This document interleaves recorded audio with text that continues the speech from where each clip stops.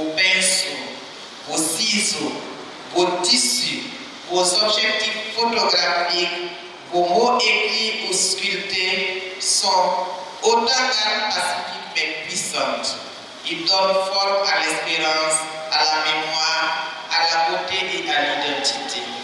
La ville de Dédougou accueille du 24 au 26 octobre 2025 la première édition du festival Éclat de culture. Placé sous le parrainage du ministre d'État, ministre de l'Administration territoriale et de la Mobilité, Émile Zerbo, la secrétaire générale de la région a salué l'initiative et réaffirmé le soutien du gouvernement aux actions culturelles porteuses de cohésion sociale et de développement local. Une première édition qui s'annonce véritablement très belle.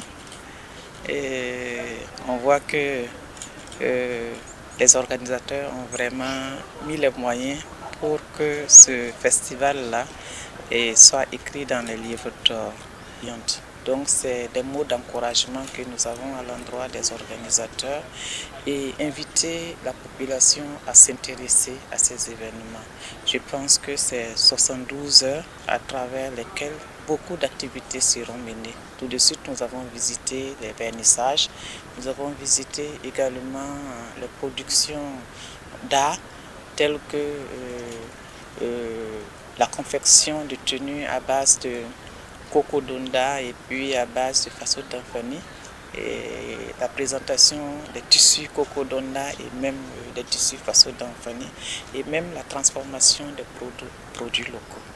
Donc inviter la population à s'intéresser et à voir ce que nos artistes font de merveilleux.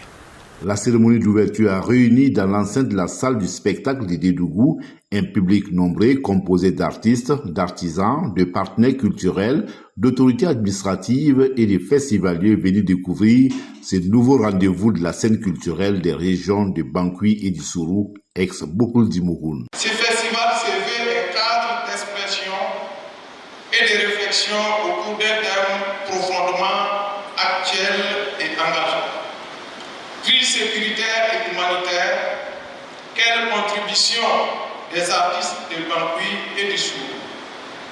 Ce thème traduit notre volonté collective et d'interroger le rôle de l'artiste dans un contexte difficile où les populations aspirent à la paix, à la solidarité et à la reconstruction. Car oui, l'art n'est pas seulement un moyen d'expression, il est aussi un instrument de résilience. Le président du comité d'organisation a expliqué les motivations qui ont conduit à la création du festival. Promouvoir les talents locaux, valoriser la culture régionale et offrir un cadre d'expression à la jeunesse artistique. Et l'événement n'est pas seulement celui des arts plastiques et appliqués.